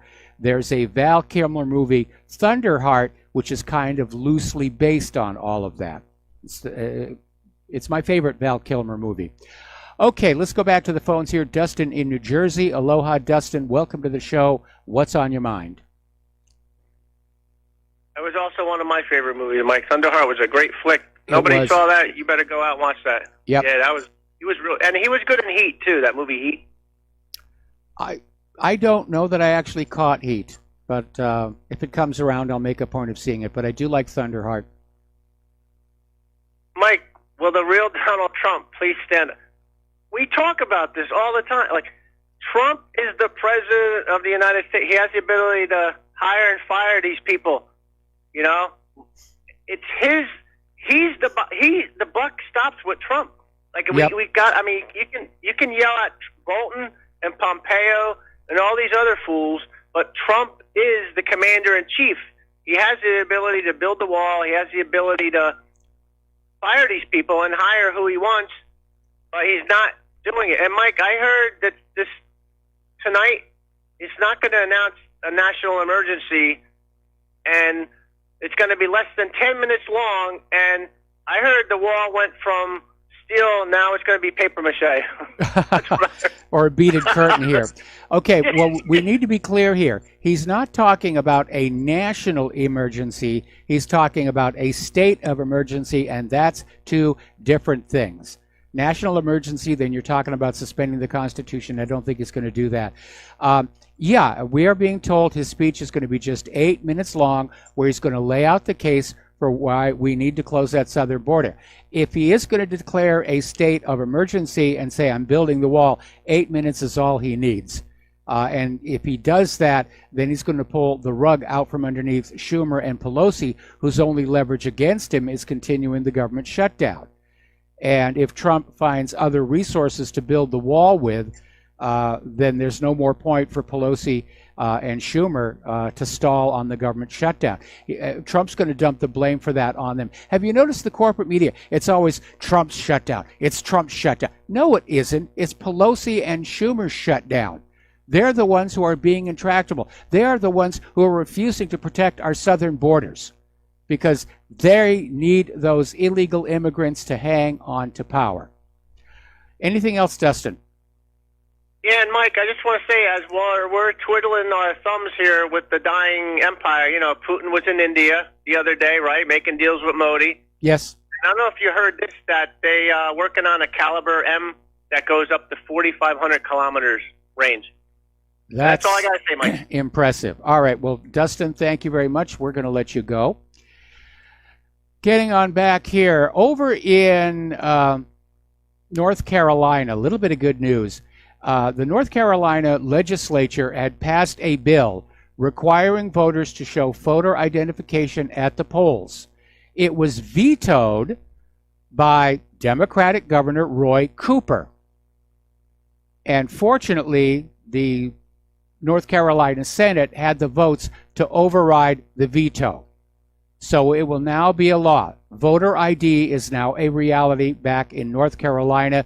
Good for North Carolina. And I'm sure they're going to come under attack and say, oh, you're being racist for not letting illegal immigrants vote in the elections. Illegal immigrants are not entitled to vote in American elections. Only Americans. U.S. citizens or naturalized citizens, people who are here legally, like that gentleman from Iran who called the show earlier, they are allowed. We are allowed to vote. People who just step across that border, no, they don't get to vote in our elections. Because what are they going to do? They're going to vote themselves our country. That's the ultimate danger. We'll be back after these few words. And aloha, America. Welcome back to our show here. And we're going to take a phone call from Robert in London. Aloha, Robert. Welcome to the show. What's on your mind? Yeah, hi, Mike. Hello, hi. Yes, several days ago, probably obviously last week, I was listening to my YouTube blogs on a regular basis, and of course I was falling asleep while the automatic YouTube listing was playing the next round of blogs, and of course, YouTube gives you the media, the next media they want you to get into. And I was half asleep, and I heard Chuck Schumer being interviewed, and he said, "Yes, the reasons, one of the reasons why Trump shouldn't build a wall is because you can't look over the top of the wall. You can't look over the wall to see what the migrants are doing." I thought, what kind of joke is that?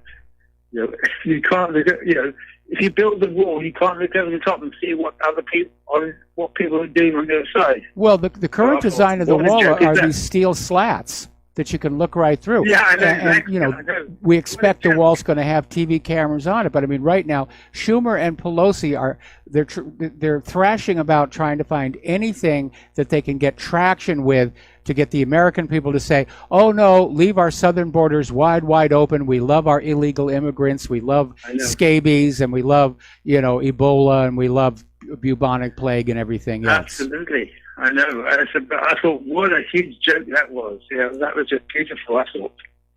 Anyway, that's it. Thank you very much. All right. Well, thank you very much. We're going to let you go. And getting on back to the news here. Up in Canada, there is a charity, the Jewish National Fund of Canada. It's a long-established charity. And apparently they are now in trouble. They are facing an audit from the Canada Revenue Agency over a complaint that it is using charitable donations to build infrastructure for the Israeli Defense Forces, which is a violation of Canada's tax rules. Now, the JNF does fund projects in Israel like reforestation efforts in areas hit by wildfires and construction of playgrounds, things like that. But apparently it's also been funding infrastructure projects on Israeli Army, air, and naval bases. Now, no law bars a Canadian citizen from writing a check directly to Israel's Ministry of Defense, but the rules do ban tax-exempt charities from issuing tax receipts for such donations. And it also bans donors from claiming tax deductions for them. So they're in a little bit of a kerfuffle up there. And it's a reminder, forget about the amount of money that you're told is going directly from the government to Israel. Israel gets a lot more than that from various so-called charities or fundraisers or other means. They're just siphoning the money out of this country like crazy. Getting on back to that issue about a loyalty oath to Israel.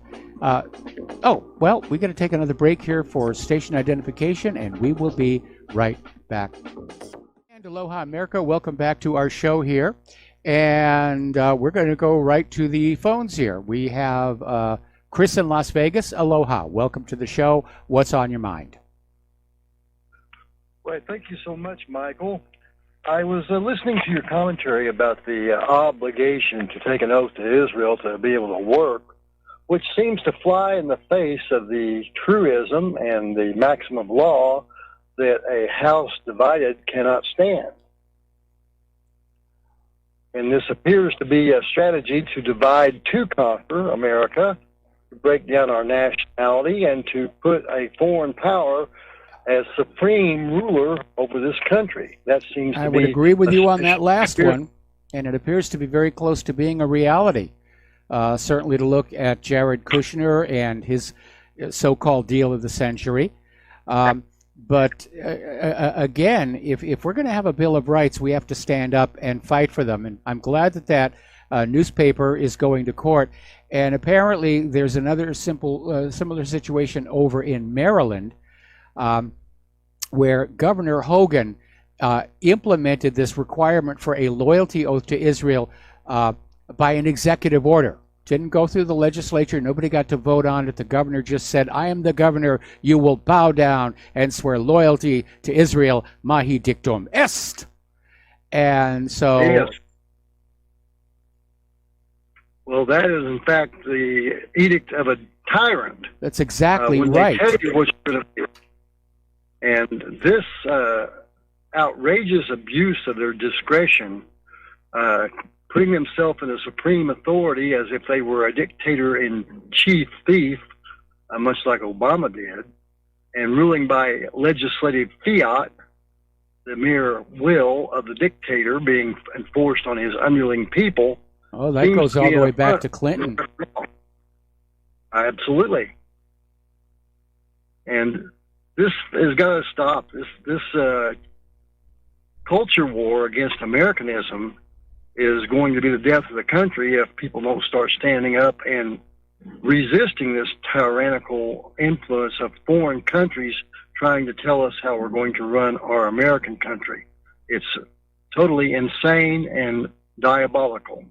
So thank you very, very much, Michael. I appreciate your letting me chime in today. All right. Well, you got it. Thank you very much for the phone call. And, you know, I remember when I was in elementary school growing up, and we were constantly being told, you know, the Soviet Union, they're trying to subvert our government. They're trying to infiltrate us and subvert our government. And as it turns out, our government was being infiltrated and subverted.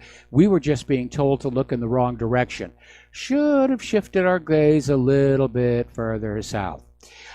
Okay, Ecuador, which is, as you know, is in economic difficulty, is considering a $10 billion bailout from the International Monetary Fund, but there are conditions, one of which is the handing over of WikiLeaks' Julian Assange.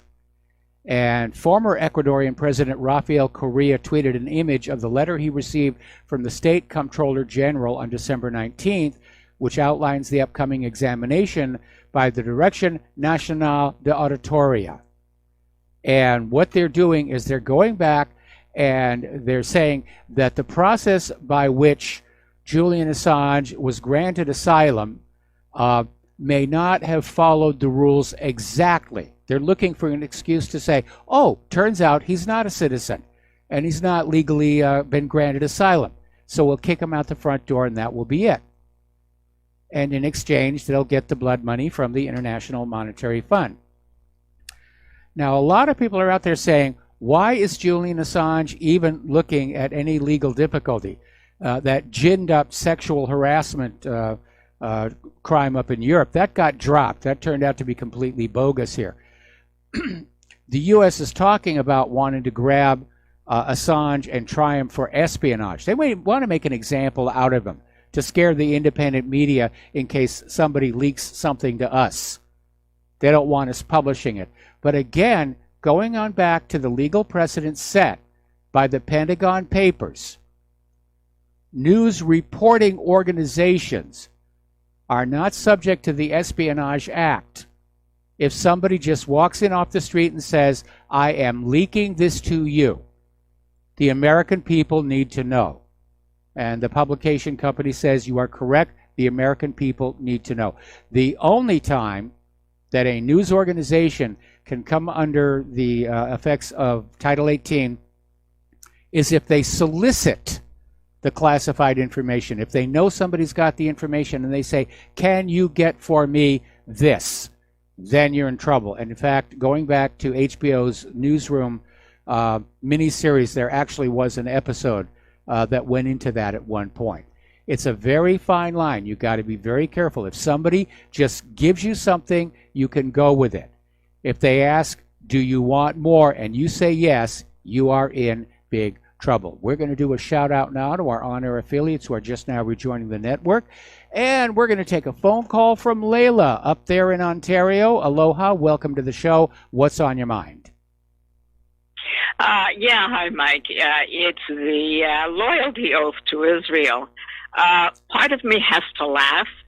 It's taken 70 years for the U.S. to see the error of its ways. No one has any idea how many people like myself and my families suffered at the hands of the creation of Israel by the U.S. President Truman and all of the other American Zionists, Louis Brandeis, Felix Frankfurter, all heroes to the American psyche. It's just a pity that Americans did not realize earlier that what they were creating was the Frankensteinian monster that would someday devour them, although it has been really in control of the U.S.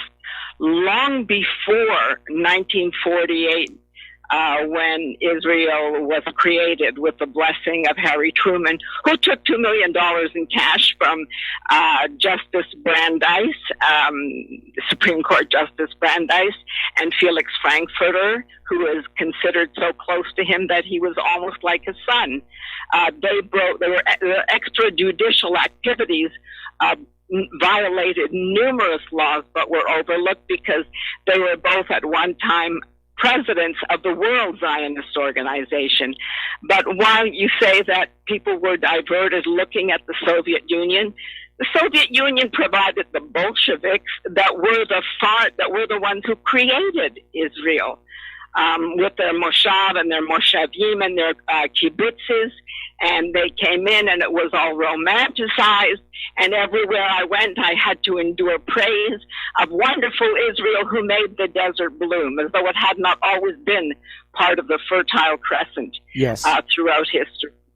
So it's both tragic, and for me, at the end of my life, near the end of my life, it's almost laughable.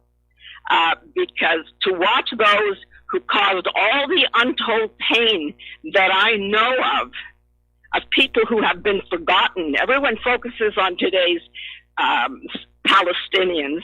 Yes. Many of them are actually very new to the area, but they completely forget 70 years of suffering of all those who were chased out.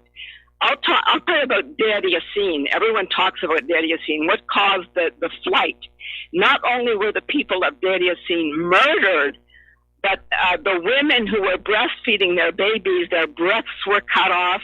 The men's genitals were stuck in their mouths, and they were dumped into the well. Okay, Layla, we do have families listening to this broadcast, and I think we kind of need to tone it down. Mike, I use ordinary words. I use no profanity. Now, I'm not saying profanity. I'm just saying that, just in case there are some children listening to this. Okay. God forbid the Americans' tender ears should have to hear what their ancestors enabled. Oh, come on, Layla. Thank you very much, Mike. No, thank you very much, Mike. All right. Well, thank you very much for the phone call. And anybody who wants to know what happened to Deir Azor, you can go online. But I cannot rule out the possibility. In fact, I know for a fact there are people out there listening to the show who have their kids listen along with them. And I've gotten photos of the kids, looking at the screen and watching and listening to the show and everything. And so, come on, a little decency and common sense here. All right, so I've obviously angered Layla, and we may not hear from her for a while. Getting on back to the news. Over in Hungary, and finally a little bit of common sense, Hungary has now banned gender studies. And you need to realize it was coming to this. A few decades ago, the idea that a whole university department based on an entire academic subject would be tossed as not useful knowledge would be inconceivable. But today, especially here in the U.S., this sort of thing is common.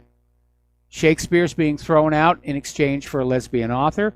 Computer science departments are being shut down, leading to a shortage of computer scientists, which is what we really need more than we need more art history majors. Even mathematics is turning into a boiler room operation on many campuses that is focused on passing students rather than making sure they know what they're doing. So over in Hungary, they're basically out there saying, gender studies, there's nothing you can do with it. You can't get a job with it. You can't make a career out of it. It's not really an academic subject. It's a lot of people sitting around unhappy with their lives and wishing that they could be something else. And they can't. Identifying with a tree does not make me a tree.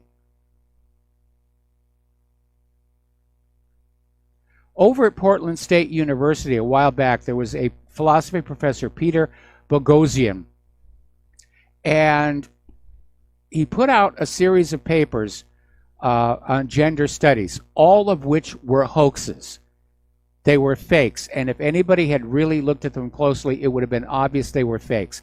But in order to sort of prove how academia was turning a blind eye on this gender issues, He basically wrote these up and he sent them on out there, and they got picked up and published in science journals, which basically proved his point. Academia has broken down. They're not being academic anymore. They're being politically correct.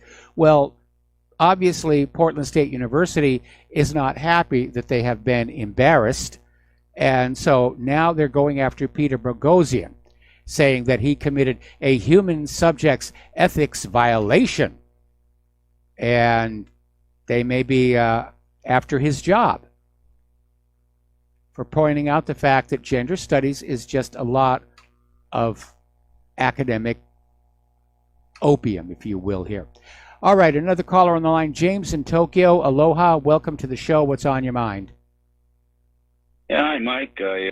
Don't tell me Claire isn't 100% healed already. She's getting close. She's doing better. That's good. Good to hear. I want to talk about the Yellow Vest. Have you read their 25 demands? Yes, I have. Yeah, it's quite interesting.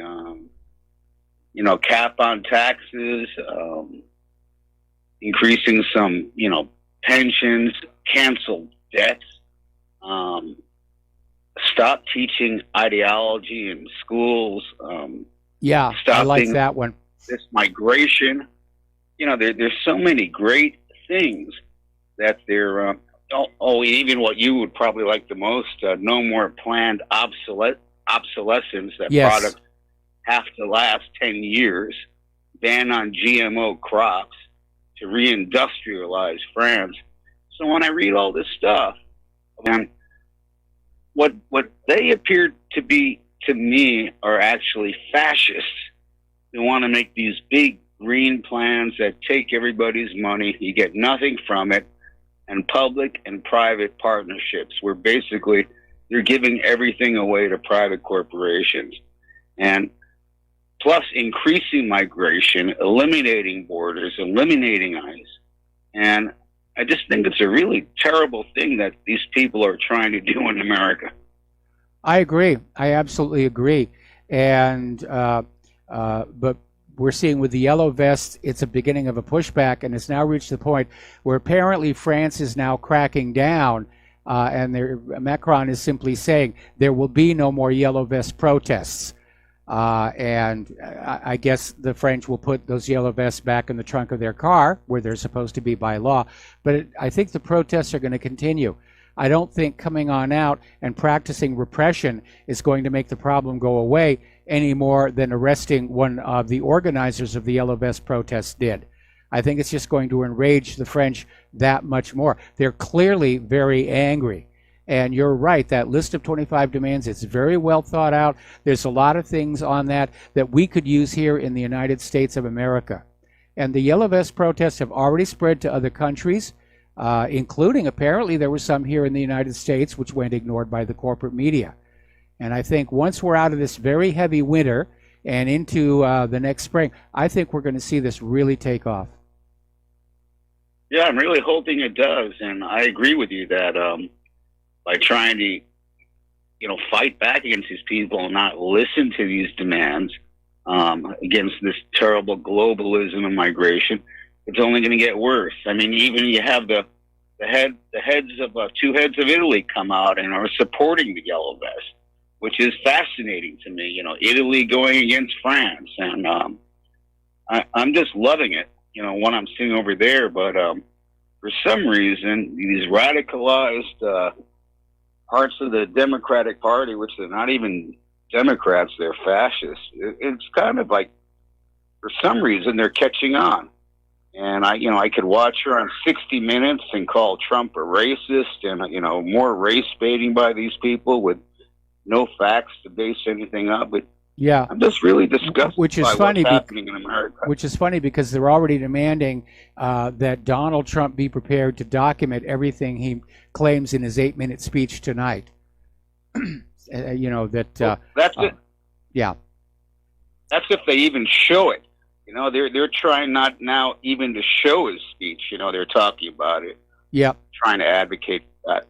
It's amazing. But that's all I wanted to say. All right. Well, thanks an awful lot, James. Wish you a great day, Mike. All right, thanks an awful lot. We're going to let you go. Now, the major news networks have already committed to showing the speech, so it would be very embarrassing if they were all to shut down, or any of them were to shut down. If Trump goes long, the question is, would they cut him off? I remember back when there was that whole thing about Johnny Carson leaving The Tonight Show, and his replacement came on, and there was a situation where his producer literally took Ronald Reagan's speech off the air because Reagan ran long. So we'll see what happens with that. Okay, now over at Career Education Corporation, they're a company that owns 2 national for-profit college chains. I told you, it's all about the money. It's a racket here. And they basically got hit with allegations of fraud that was going to go to court. Basically, they lied about job placement rates and misled potential students to get them to enroll and take out student loans. I've been telling you about this for quite some time. And because they got caught doing it, they've reached a settlement. They deny any wrongdoing, but they're going to cancel $500 million in student debt. So there you go. Apple has been ordered to pull iPhones from stores in Germany. It's not all of the iPhones. I think it's the 7, 8, and the 10, over a dispute with Qualcomm. Apparently there's a patent dispute over technology used in one of the chips. And so a court ruling in Munich on the 20th of December found Apple had infringed patents on power-saving technology. We got to take a break for commercials. We will be right back. And aloha, America. Welcome back to our show here. We're talking about Apple, which has been in trouble. Their stock futures are down. They're not doing very well at all. And they've made several strategic mistakes. One, of course, is thinking that the current market in the current economy could accept a $1,000 cell phone handset. And apparently there was another mistake that they made, that they basically assumed their existing customer base would simply grow up the food chain with them.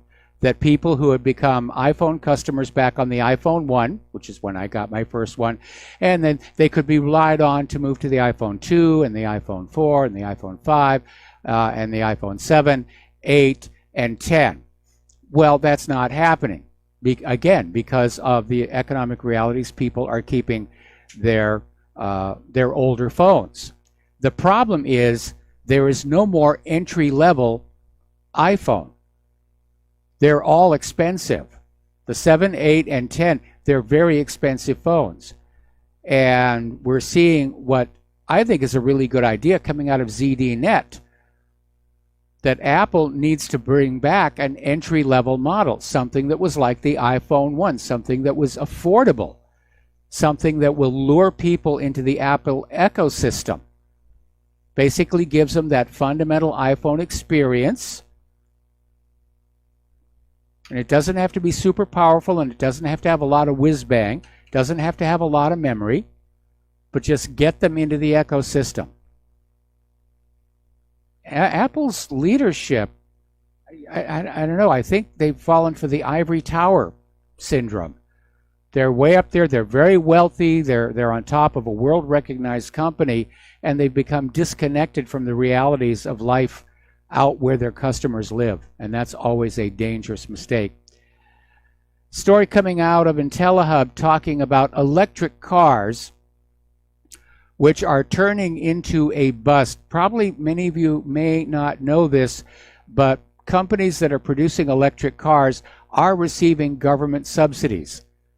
The government would like us all to trade over to electric cars, which I'm okay with. I think electric cars are the wave of the future. What we're missing is a clean, economical source for the electricity. Right now, people are taking their gasoline-powered cars over to the used car lot. Then they're buying an electric car and they're saying, I'm clean, I'm clean, I'm clean. No, you're not, because most of the electricity charging those batteries in the electric cars is being generated by petroleum-powered generating plants. So there's a hole in that cycle. Once it's there, I think this thing is going to take off, especially with the new fast-charging batteries that are coming on out. The downside is, though, and this has a lot to do with the troubles that Tesla is dealing with, the government is now rethinking these subsidies and may yank them. And so companies that are currently producing electric cars may decide to stop and just go on back to those good old reliable gasoline-powered models, which I'm sure Big Oil is going to love that. Big Oil hated the idea of electric cars, even though Big Oil was making money off of generating that electricity. Over in Belgium, the court has now banned Uber in Brussels. And apparently it's being outlawed in the city of Brussels, so that people who are operating in the areas of NATO and the EU Commission, as well as key international organizations, are only using legitimate taxis. And apparently this is being done for security reasons, out of concern that anybody can pretend to be an Uber driveway and kidnap somebody. Last week we were talking about this car carrier that was on its way from Japan to here in Honolulu, and it caught fire. Good Samaritans raced there, and they've rescued all but one of the crew, who is presumed dead. And as of right now, the U.S. Coast Guard is saying it's just time to abandon the ship. It's burning, and it's only a matter of time before it's going to sink with all those brand new cars on board. Oh, the horror, the horror, the horror. Meanwhile, off the east coast of Canada, there is a Hapag-Lloyd container ship that's on fire, or broke out in fire. And the fire started January 3rd in one container on the deck of the Yantian Express, was the name of the ship, and is spread to additional containers. I don't know if it's out yet or not, but what are they putting in those containers that sort of spontaneously combusts? I mean, for all the TSA groping of us going in and out of the airports here, is anybody actually checking those cargoes that go in those containers? Because all of a sudden, we seem to have a lot of ships catching fire. Okay, we're coming up on our next commercial break, and we'll be right back after these few words. So stay tuned. Aloha, America. Welcome back to the show here, and I'm looking at the Fox News, and the Democrats are now pushing to allow absentee voting in the Iowa caucuses. Now, the way the caucuses run is everybody shows up to their caucusing precinct, and they just have the vote right then and there. And if you allow absentee ballots, it's just another vector for fraud. The Democrats are going to be prying open the security on what's left of our election system. Our election system is an embarrassment, and it's a humiliation. And one of the things that Trump promised he was going to do was fix it. And he didn't, and he paid the price for it in the midterms. All right, we have a caller on the line, Stephen in Oregon. Aloha, Stephen. Welcome to the show. What's on your mind? Well, I haven't called you since the New Year, so Happy New Year, Michael. And Thank you. You were talking about the container ships. There are things known as diplomatic containers. And just think, if you have diplomatic immunity and you could not have anybody search your little container, you could do lots of nasty things. So I just wanted to point that out. I know about diplomatic pouches. I wasn't aware there was such a thing as a diplomatic container, but thank you very much. You're welcome. Have a good day. All right, same to you. Oh, my goodness. Okay, let's get on to some science and health stories. This is out of naturalnews.com. Apparently, there is now a pro-vaccine medical journal that is now admitting there is in fact scientific evidence that vaccines can and do kill some children. And apparently there was this study done in 2003 that was basically part of the CDC's Advisory Committee on Immunization Practices. Now, research data is highlighting a number of what are called intussusception cases after receiving a rotavirus vaccine. An analysis of vaccine adverse event reporting system reports indicate 2 deaths associated with rotavirus vaccine between 2006 and 2012. On the other hand, a review of electronic health records showed that the 2009 H1N1 inactivated influenza vaccine might be a contributing factor in the deaths of 2 patients with confirmed Guillain-Barré syndrome. Now, you know what you're going to hear from the pharmaceutical companies. Well, it's just a few people. It's just a few people. Well, that's easy to say, unless it's somebody that's in your family. I have a neighbor who's never gotten the flu shot, never got the flu, was convinced to get the flu shot by his girlfriend, put him in bed for 3 days. Story out, again, Natural News. Down in Las Vegas, this guy got him, in fact, actually the story originated over at InfoWars. And Shane Morgan and his wife Monique decided to get flu shots on November 2nd, believing it would protect him. After 36 hours, Shane started to get sick, and he wound up in the hospital unable even to breathe. Meanwhile, the FDA has now approved the Axelis combo vaccine, 6-in-1.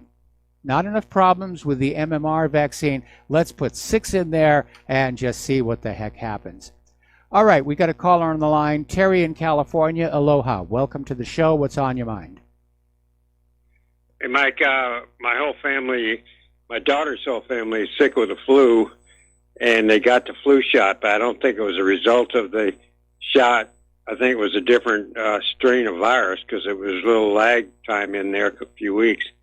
And that just points out to me that, you know, they guess at which strain's going to hit the country, and it mutates That's so exactly fast right. that You're exactly right. Also, when they start getting ready, the flu shot for next flu season, they're simply guessing what flu strains are going to be out there. And every once in a while, they'll miss, and we'll have a horrible flu season because the flu that becomes dominant is not actually in the vaccine. But they'll go on sticking that needle in you and getting your money, even though it's completely ineffective. I think there's about 80 strains, and, you know, to guess 1 out of 80, the odds aren't very good. Well, it's not but, just there's 80. They're constantly mutating. There are new strains evolving all the time.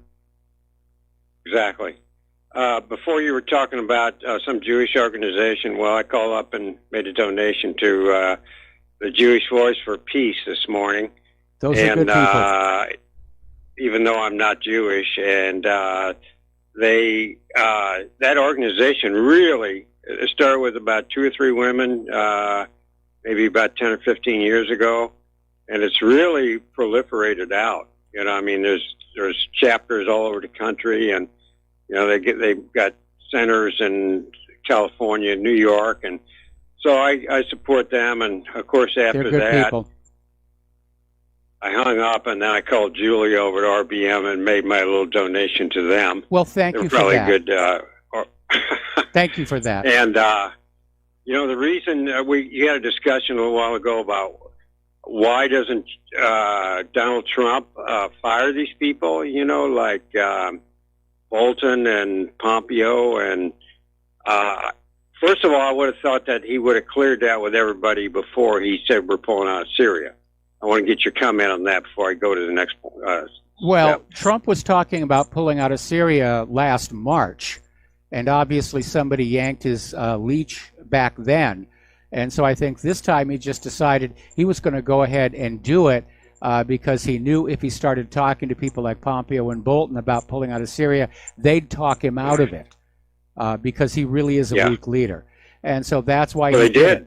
And he may have done it out of anger over the fact that Pompeo and Bolton They're not taking his lead on anything. They're not clearing what they're doing through his office. He is supposed to be the president, and nobody's treating him like it. And I can imagine his anger and frustration at that. But again, Trump wanted the job. We all worked to give him that job, and he's got to do the job. He can't just sit on back and let the country run itself, because the country's going to run itself off the rails. Well, the reason he doesn't fire Bolton is because, for the same reason he put him in. Edelson would go crazy if he fired Bolton. He's the one that got him to put it in the first place. And I don't know about Pompeo. He might have had something to do with putting him in, too. So it all reminds me of, goes back to George W. Bush, that completely turned over the whole country to the neocons and Israel lobby and everything. You know, he just said, you guys run it, and I'm out of this. I'm just a spokesman for you.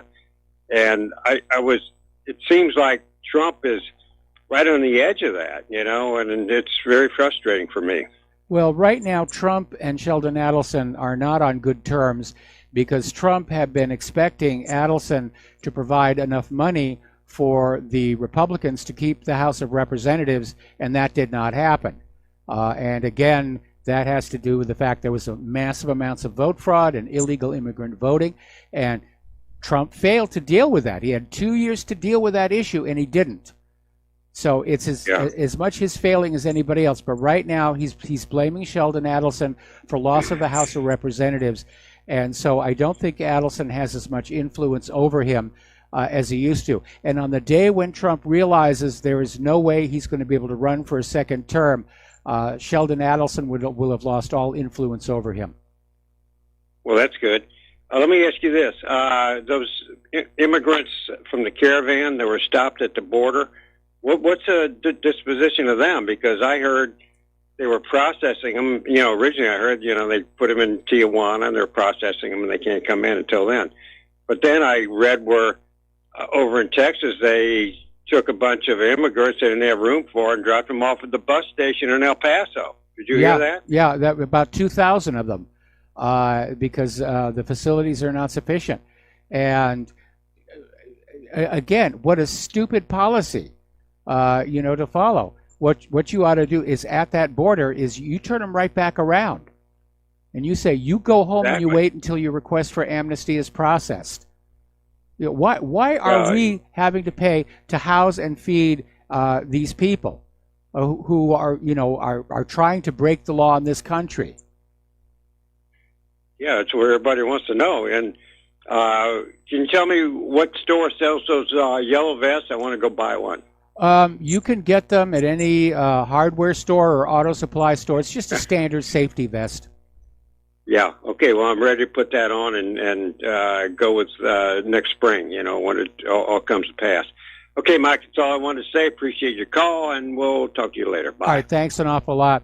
I actually had one of those yellow vests when I still had the Honda, but when the Honda got stolen and stripped, they took all the tools and everything, and that included the vest. So I'll, by golly, have to get another one of those. Alrighty, apparently Trump's new Health and Human Services Department may ban the idea of mandatory vaccinations nationwide, or at least that's what's coming out of Natural News.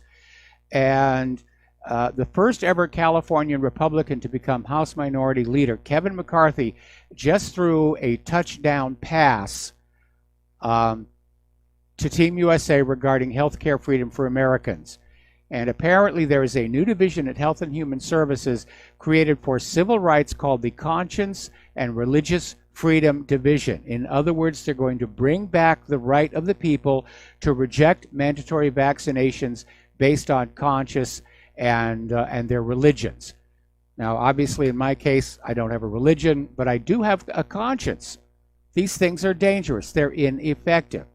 And so this guidance document dismantles all of the forced vaccination mandates across the USA, including in California. Now, it sounds really good, but Big Pharma is going to push back because they're making huge amounts of money off the vaccines, and they don't want anybody to get away. They want every single American to have a needle stuck in him because that is money in the bank. And there's probably going to be a huge propaganda campaign. First of all, Trump may back off this. He's proving himself to be flip-floppy, wishy-washy on so many other things. He may back off on this. But even if this new division stands firm, there's going to be a massive propaganda campaign. Oh, these, you know, forget about conscience and religion. Those are loonies. Those are kooks. Those are tinfoil hat people. You need your vaccines. The vaccines are keeping you healthy. No, the vaccines in a lot of cases are making people sick, and even medical professionals are saying that. It's gotten so bad down in Australia that nurses in Australia are now being told that if they say or do anything indicating doubt in the efficacy of vaccines, they will be prosecuted. The idea that any information that questions vaccines is considered false, misleading, deceptive information under national law, and is highly prosecutable by the Australian Health Practitioner Regulatory Agency. They're using the law to sell these products to people who don't want it. And we've been seeing that for quite some time. Oh, you must have a Bluetooth earpiece to use your cell phone in the car. Actually, it's a good idea. I remember in California when they came up with those vapor recovery gas hoses. The guy who invented them went to the gasoline stations and said, this is what it does. And they said, no, it's a lot of money. Our customers aren't going to care about it. So grease a few California legislators' palms, get it voted through the legislature, and they became mandatory. That's a big part of what fascism is, using government authority to force you to buy stuff you don't really want, including vaccines. Now, here's an alarming story. This is coming out of Ideal Medical Care. It turns out a survey is showing that 75% of medical students and residents are on antidepressants or stimulants or both. And then we wonder why there are so many medical mistakes out there. And remember, according to a study by Johns Hopkins, medical mistakes are the third leading cause of death in the United States after cancer and heart disease. Now, you're never going to see that reported in the corporate media because the corporate media very much wants to continue to get all that advertising money from big pharma, the hospitals and everything. That's a big, big chunk of their advertising income, selling you the med biz, as it were. Story over in the Chicago Tribune. Congo's Ebola outbreak exceeds 600 cases, according to the World Health Organization. Here is the important line. The majority of new cases occurred in cities and urban areas in eastern North Kivu province, where an Ebola outbreak was declared in August. So note, these are cities and urban areas. That's very new. All previous Ebola outbreaks had been deep inside the jungle, remote, isolated places where the disease burned itself out before it could get anywhere. Now we're talking cities and urban areas. And of course, as you know, in support of that failed coup in Gabon, American soldiers were in Gabon, which is right next door to the Congo. By the way, that Swedish individual who was vomiting blood they thought might have Ebola, the test came back negative. So everybody in Sweden, take a deep breath. All right, we're going to take a phone call. John in New Jersey, aloha. Welcome to the show. What's on your mind? Good evening, or it might be good afternoon, Michael. I'm calling New Jersey, kind of semi-pharmaceutical capital of the United States, whatever.